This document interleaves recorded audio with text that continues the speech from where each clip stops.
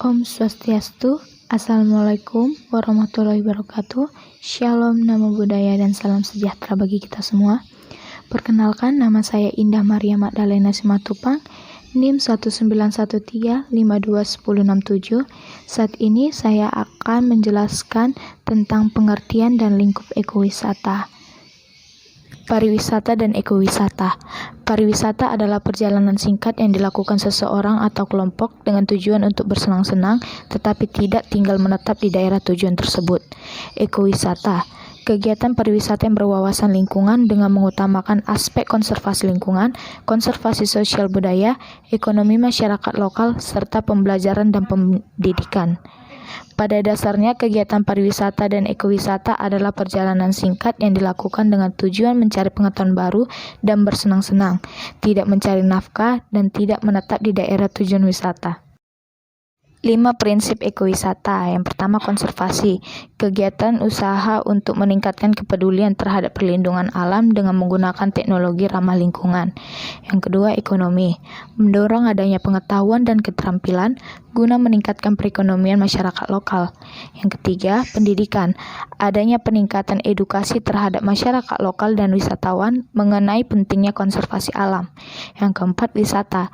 Adanya sistem pengelolaan fasilitas wisata yang baik sehingga tidak merusak keaslian alam tempat wisata tujuan. Yang terakhir, partisipasi masyarakat. Terjalin kemitraan antara masyarakat lokal dengan pihak pengelola wisata sehingga adanya pembagian pendapatan secara adil dari jasa ekowisata di masyarakat. Faktor-faktor berkembangnya ekowisata. Ramah lingkungan, mendorong adanya pembangunan berkelanjutan pada alam. Community base, membuka peluang kerja dan usaha kerja bagi masyarakat setempat. Sensitif budaya, adanya integrasi budaya lokal karena aktivitas wisata setempat. Viable ekonomi, yaitu memberikan manfaat secara finansial yang besar bagi pihak pengelola wisata dan masyarakat lokal. Perbedaan ekowisata dan mass tourism. Ekowisata, pengembangan yang terintegrasi, pembangunan tidak merusak alam, ramah lingkungan, terciptanya pengetahuan tentang konservasi alam, pemberdayaan masyarakat lokal sekitar kawasan wisata, pembangunan bersifat ekonomis, ekologis, dan sosial budaya, adanya manajemen mengenai jumlah pengunjung, dan rintangan alam dijadikan atraksi.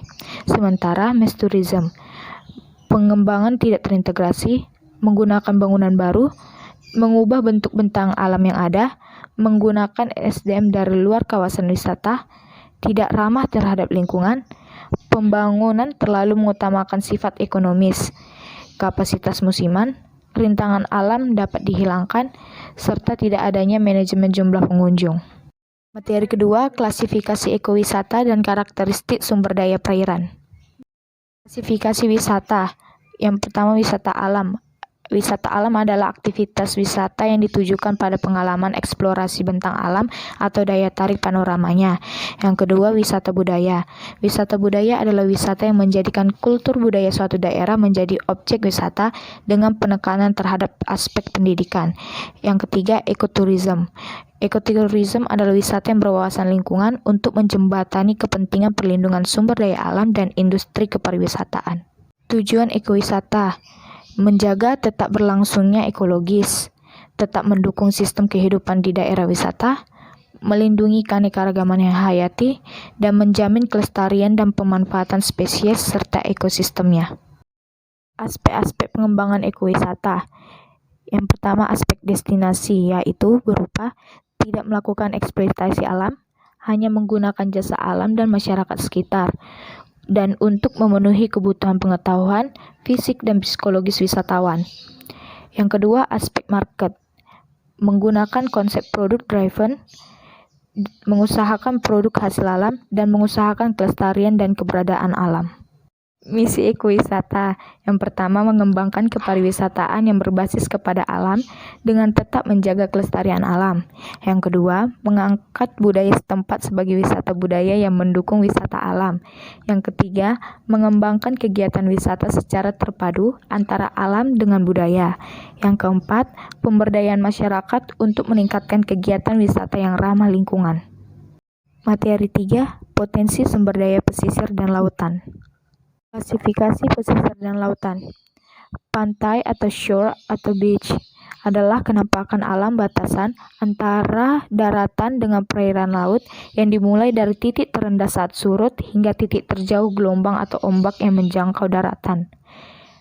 Pesisir atau coast adalah daerah yang masih ada pengaruh kegiatan bahari dan sejauh konsentrasi permukiman nelayan, wilayah di mana daratan dan lautan bertemu. Laut atau sea adalah sekumpulan air yang sangat luas di permukaan bumi yang memisahkan atau menghubungkan suatu benua dengan pulau atau benua lainnya. Prinsip-prinsip perencanaan wilayah pesisir. Prinsip pertama, merupakan satu kesatuan dalam sistem perencanaan pembangunan daerah. Prinsip kedua, dilakukan sesuai dengan kondisi biogeofisik dan potensi daerah serta dinamika perkembangan sosial budaya. Prinsip tiga, mengintegrasikan rencana pembangunan daerah, zonasi dengan pembangunan daerah. Pemanfaatan wilayah pesisir sebagai zona pemeliharaan, sebagai zona penelitian, sebagai taman nasional, dan sebagai tempat rekreasi. Potensi yang dimiliki lingkungan pesisir dan lautan. 1. Daerah pesisir dan lautan merupakan salah satu dari lingkungan perairan yang mudah terpengaruh dengan adanya pembuangan limbah dari darat. Yang kedua, di daratan pesisir berkembang pemukiman manusia dan pengembangan industri. 3. Sebagai sumber pangan dari usaha perikanan dan pertanian dan menjadi lokasi sumber daya alam seperti mineral, gas, dan minyak bumi, serta pemandangan alam yang indah. Yang keempat, lingkungan pesisir terdiri dari berbagai macam ekosistem yang berbeda kondisi dan sifatnya. Faktor-faktor kegagalan pengelolaan wilayah pesisir. 1. Kegagalan kebijakan, menjadikan aspek lingkungan menjadi variabel yang minor. Yang kedua, kegagalan masyarakat. Kurang mampunya untuk menyelesaikan persoalan lingkungan karena kurangnya kapasitas dan kapabilitas untuk memberikan masukan kepada pihak yang berkepentingan dan berkewajiban mengelola dan melindungi lingkungan. Yang terakhir, kegagalan koordinasi. Penanggulangan permasalahan lingkungan yang ada masih bersifat parsial dan kurang terkoordinasi. Materi 4. Potensi sumber daya danau, sungai, dan estuari. Klasifikasi danau, sungai, dan estuari. Danau adalah cekungan besar di permukaan bumi yang digenangi oleh air, dapat merupakan air tawar ataupun air asin yang seluruh cekungan tersebut dikelilingi oleh daratan. Sungai adalah aliran air yang besar yang memanjang dan biasanya bercabang secara terus-menerus dari hulu ke hilir. Dan estuari adalah badan air setengah tertutup di wilayah pesisir yang menghubungkan sungai dengan laut yang memiliki tingkat salinitas yang beragam. Potensi pengelolaan danau berkelanjutan. Indonesia dengan negara yang memiliki kekayaan dan keindahan alam yang luar biasa, memiliki potensi danau yang tersebar di berbagai pulau. Danau tak hanya berfungsi sebagai penjaga keseimbangan ekologi, tetapi juga sebagai penyedia air, protein, mineral, dan energi. Danau juga memiliki potensi yang sangat tinggi sebagai penyokong pertumbuhan ekonomi melalui sektor pariwisata. Berikut potensi-potensi pemanfaatan oleh danau. Ada keramba jaring apung, rekreasi, seni budaya, wisata budaya, arsitektur lokal, dan memancing. Berikut daya tarik yang dapat dinikmati melalui sungai. Klasifikasi sungai menurut sumber airnya. Sungai hujan ialah sungai yang sumber airnya berasal dari hujan. Sungai gletser ialah sungai yang sumber airnya berasal dari pencairan es yang ada di gunung. Sungai campuran ialah percampuran antara pencairan es dengan curah hujan yang ada. Fungsi dan manfaat yang dimiliki oleh sungai. Sebagai penampung air, mengalirkan air ke hilir, sebagai pembangkit listrik, pusat dari ekosistem, sebagai tempat mencari nafkah, sebagai tempat rekreasi, sebagai lokasi mencari ketenangan dan relaksasi, sebagai sumber energi pembangkit listrik, sebagai sarana transportasi, dan sebagai sumber air pertanian, peternakan, dan perikanan. Secara geomorfologi, estuari terbagi menjadi 4 macam. Yang pertama, estuari yang berupa rataan tergenang. Yang kedua, estuari bertipe Floyd. Yang ketiga, estuari dengan pasir penghalang. Yang keempat, estuari yang terbentuk oleh proses vulkanik. Potensi-potensi yang dimiliki estuari. Habitat estuari lebih subur atau produktif sehingga daerah ini menjadi tempat asuhan yang baik bagi larva maupun udang, ikan, dan kerang, bahkan menjadikan estuari sebagai habitat sepanjang hidupnya. Estuari dimanfaatkan pula oleh manusia sebagai tempat bermukim, tempat penangkapan dan budidaya perikanan, jalur transportasi, serta tempat pelabuhan dan kawasan industri. Berikut ini daya tarik yang dimiliki oleh estuari. Materi 5. Ekowisata dan konservasi. Sisi konseptual dan elemen ekowisata. Elemen ekowisata. Yang pertama, memberikan pengalaman dan pendidikan kepada wisatawan guna meningkatkan apresiasi wisatawan atas objek yang dikunjungi. Yang kedua, memperkecil dampak negatif yang bisa merusak karakter lingkungan dan budaya setempat. Yang ketiga, melibatkan masyarakat dalam pengelolaan dan pelaksanaannya. Yang keempat, memberikan keuntungan ekonomi bagi masyarakat lokal melalui sisi konseptual.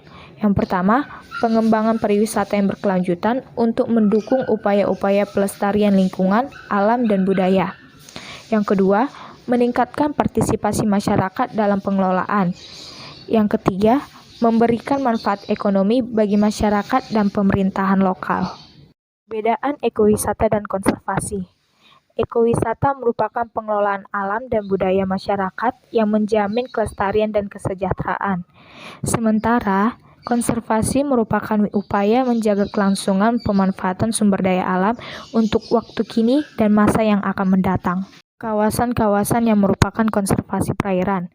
1. Taman Nasional Perairan mempunyai ekosistem asli yang dimanfaatkan untuk tujuan penelitian, ilmu pengetahuan, pendidikan, kegiatan yang menunjang perikanan yang berkelanjutan, wisata perairan, dan rekreasi. Yang kedua, Taman Wisata Perairan. Kawasan konservasi perairan dengan tujuan untuk dimanfaatkan bagi kepentingan wisata perairan dan rekreasi yang zona pemanfaatan yang terbatas untuk kegiatan pariwisata dan atau penelitian dan pendidikan yang mendukung diperuntukannya. Yang ketiga, Suaka Alam Perairan dengan ciri khas tertentu untuk tujuan perlindungan keanekaragaman jenis ikan dan ekosistemnya yang zona pemanfaatan yang terbatas untuk kegiatan penelitian dan pendidikan. Yang keempat, Suaka Perikanan.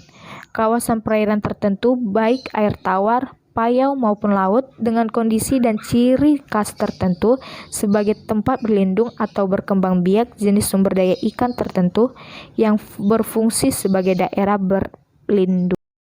Kegiatan dan pengusahaan pariwisata alam perairan pada kawasan konservasi perairan. Jenis kegiatan pariwisata alam perairan, olahraga air seperti menyelam, selancar, dan lain-lain.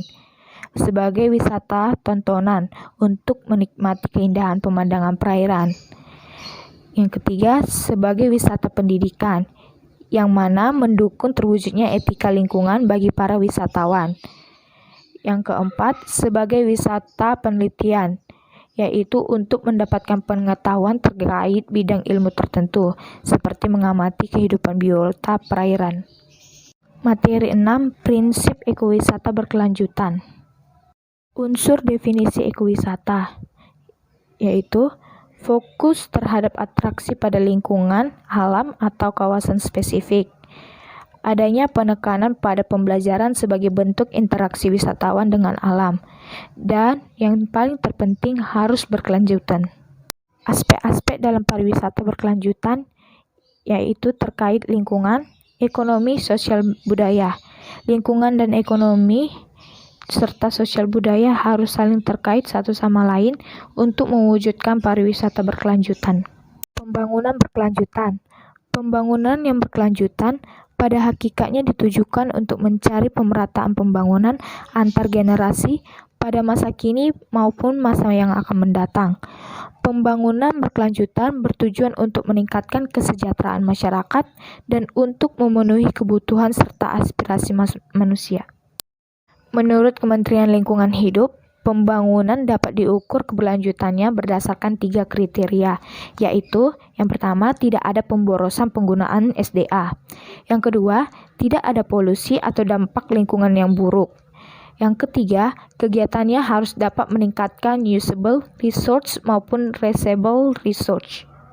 Sasaran pembangunan berkelanjutan. Yang pertama, adanya pemerataan manfaat hasil-hasil pembangunan antar generasi. Yang kedua, safeguarding atau pengamanan terhadap kelestarian SDA dan lingkungan hidup. Yang ketiga, pemanfaat dan pengelolaan sumber daya alam sementara untuk kepentingan mengejar pertumbuhan ekonomi. Yang keempat, mempertahankan kesejahteraan rakyat. Yang kelima, mempertahankan manfaat pembangunan maupun pengelolaan SDA. Yang keenam, menjaga mutu maupun kualitas kehidupan manusia antar generasi sesuai dengan habitatnya. Konsep berkelanjutan, yaitu dimensi waktu, karena keberlanjutan tidak lain menyangkut apa yang akan terjadi masa yang akan datang melalui apa yang dikerjakan di saat ini. Yang kedua, dimensi interaksi antara sistem ekonomi dan sistem sumber daya alam dan lingkungan. Strategi pembangunan berkelanjutan, pembangunan yang menjamin pemerataan dan keadilan sosial, pembangunan yang menghargai keanekaragaman, pembangunan yang menggunakan pendekatan integratif, dan pembangunan yang meminta perspektif jangka panjang. Sekian penjelasan saya tentang 6 materi mengenai ekowisata. Terima kasih.